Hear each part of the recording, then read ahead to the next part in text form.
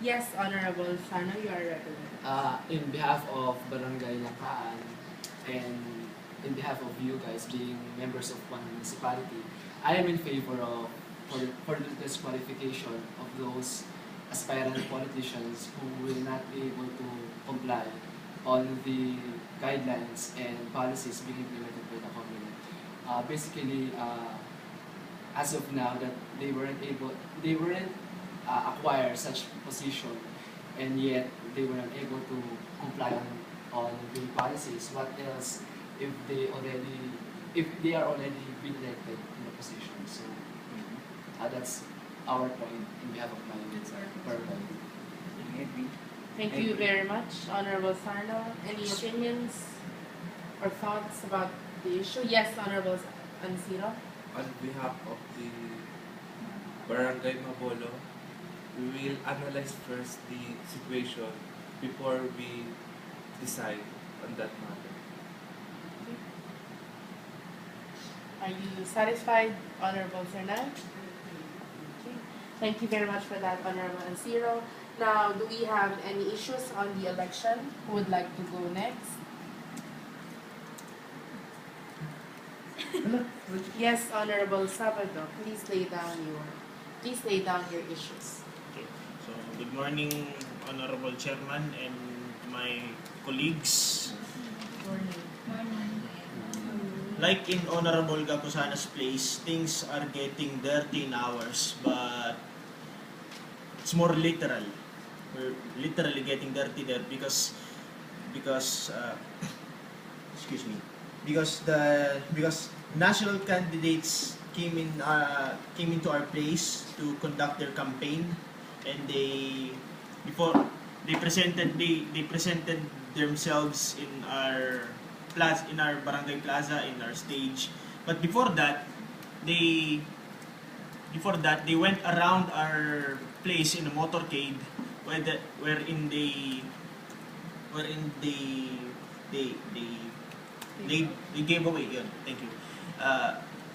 Wherein they gave away flyers and all those stuff. They give away stuff to our residents, to our fellow residents in Balungayan. The problem is that they gave away too much. They gave away indiscriminately. That they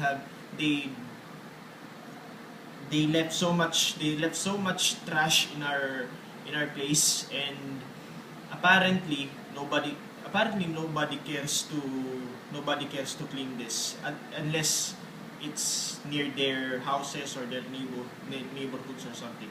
Our tanods, well, I have already castigated them, but as of now they haven't made any actions, unfortunately. Okay.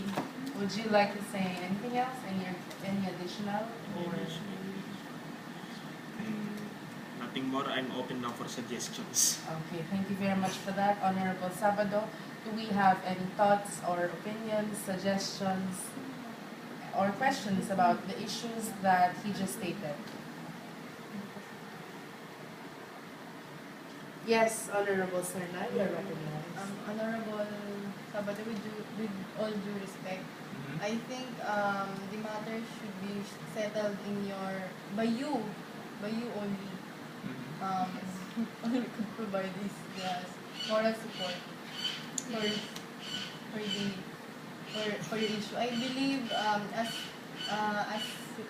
the chair of your barangay, you should be able to control your constituents and those politicians under you.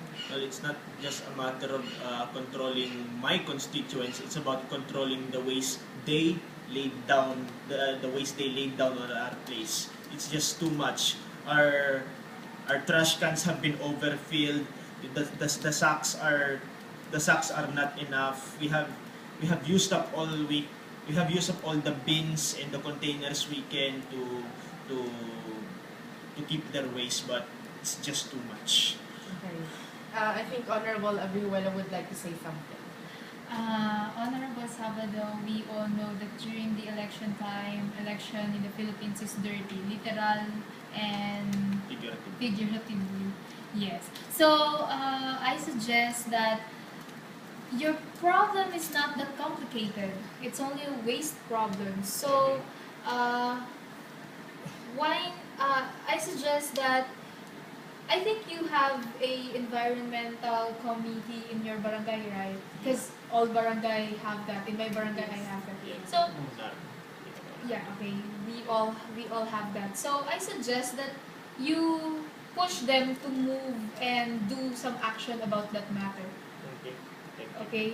So and just like what Honorable Sir Nal said a while ago, it's you are the only one who can resolve it. Okay? Yeah. Maybe I would like maybe asking some help from other organizations, environmental organizations or Yes. something would be And you viable. could also involve the youth in cleaning up the barangay. And also, if such candidates won't comply, then file for disqualification. Okay. Thank you for the suggestion. Maybe on the part of the youth, we have done all. As I've said, the problem is just on the containers. Yeah. Okay, so you should order bigger containers. Thank you so much for that, Honorable Abihuela. Now, I think, Honorable Sabado, the best thing for you to do is to set up a meeting and talk to your constituents and assign responsibilities who will be assigned to this or who will be assigned to that. You mean a public hearing? Not really public hearing. What I'm saying is, you can just set up a meeting with your constituents and you talk about your problem because that problem is to be solved by you and your constituents. Okay. Thank you. Now, do we have any other issues about the election? Yes, Honorable Sarno, you are recognized. Good morning to all my colleagues in this meeting and to our chairperson. I am Honorable Romel Sarno from Barangay Langkaan. So I want to start my concern by stating a common saying that guns do not kill people.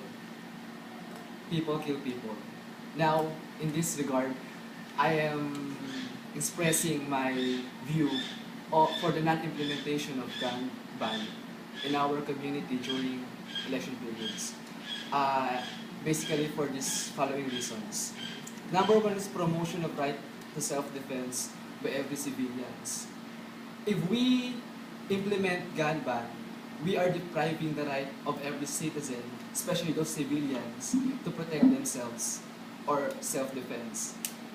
The argument of the other side in this is that through gun ban, we could acquire lesser crime rate. But take a look of this to this. I mean, whether or not there's a gun ban, criminals will find ways of how to acquire illegal guns. That's why they are criminals. They are non-compliance of the law, non-obedience of the law. So it will be practical to implement gun ban. And also, guns are just a portion of too many factors in election crimes. We have election fraud that we should be take more focus on because election fraud, it includes manipulation of turnouts of votes. So another is that lesser ratio of police in our community. The problem is that security of the community because the ratio of our police is 1 police per 40 people. So it is highly recommendable to for the civilians to initiate self-defense because we cannot assure security by virtue of police power. And we have to admit that. And second is that we are too much inclined on the security of those candidates, but we are neglecting the security of those citizens or the voters who are at large. I mean, citizens are more populous than the candidates, and candidates have their personal security. So we should not be we should not focus on that. And of course, lesser time frame because although the COMELEC had its strategic book on how to implement the said gun ban, of course, the geographical strategy of our community is not inclined, and there has to be so many reviews, and yet we only have less than 2 months to implement. So our barangay came up with the proposal. As instead of gun ban, we proposed for gun control. So gun ban basically is total abolition of gun for a short period of time. Now gun control, it will be a limited deprivation of carrying of guns, but for a long-term solution. Now, how can we implement gun control? First is proper licensing and registration. This is to avoid improper purchase of guns and to trace misuse of guns by the civilians. Second is mandatory safety training or to avoid negligence and misuse of firearms. And third is the background checks on applying for background checks of those persons who will be applying for the registration of guns. So that will be the major issue in our community. I am open for any questions, suggestions from you guys. Any suggestions or questions for Honorable Sarno regarding the issue that he just stated? Yes, Honorable Mayor. What an interesting topic and what an interesting issue on your barangay, Honorable Sarno. So for the standard rules in election, the government implements gun ban, and yet you wanted to abolish gun ban, right? Yeah, and you said that candidates have guns. So if candidates have guns, might as well people must also have one. Is that what you wanted to express? I mean,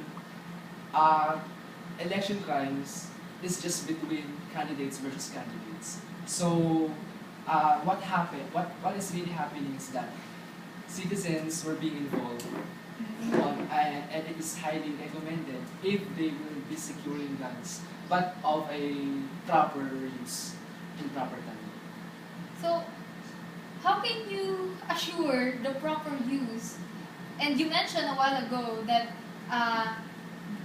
guns, citizens who have guns can give them security, right? Yes. But what is the assurance of that security, and what is the assurance of the people using them in a right manner? That's the reason why we are proposing for an intensified mandatory training, safety training, Okay. for those who will be acquiring guns. And if they will fail on the said training, they will not be issued with license and registration of their guns. And without license of gun, you will be declared illegal possession of firearms. Okay. And yeah. Okay. So you mentioned also that that there should be a proper licensing, Yes. right? So how about those undeclared guns? Well, they should declare. Wala ako.